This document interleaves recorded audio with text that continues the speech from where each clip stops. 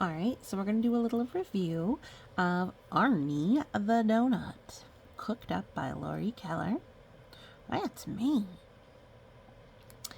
And I actually have also Hello Arnie, an Arnie the Doughnut story. I'm going to go ahead and do both because they're different points of view.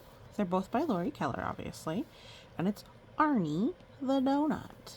Fresh donuts inside.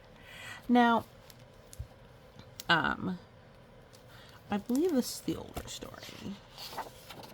And there's actually some other stories for Arnie the Doughnut.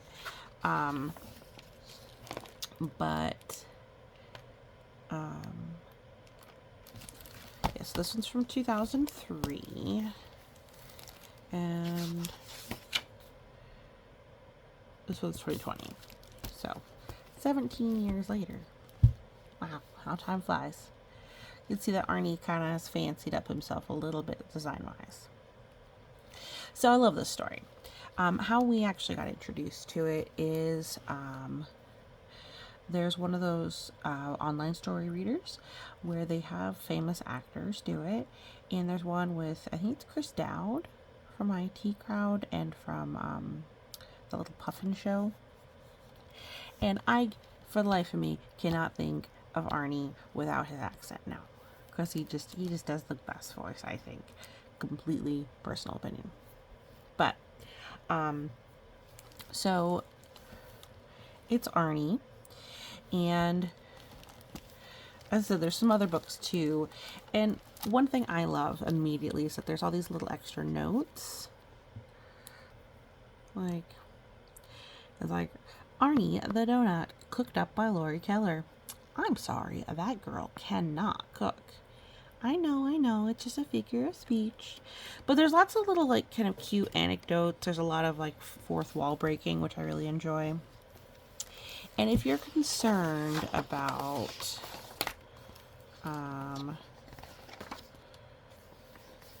some of the things in here, let me do this. I gotta tell you, it's a little bit of a spoiler. But this is for anybody who might be worried. Here's this question. The baker yelled to the other donuts, "Do you donuts know that you're going to be eaten?" "Yes, we know," the donuts shouted back. "We're delicious." So, it's kind of a joyful humor. And it plays a lot with being food and a little bit about how food actually is made. So it's got a little bit of learning. It is short, it's sweet, it's got a lot of nonsense. So if you're not a nonsense person, you probably shouldn't read a book about a talking donut. But it is completely adorable. So this one is Arnie's adventure from being baked to meeting a certain someone.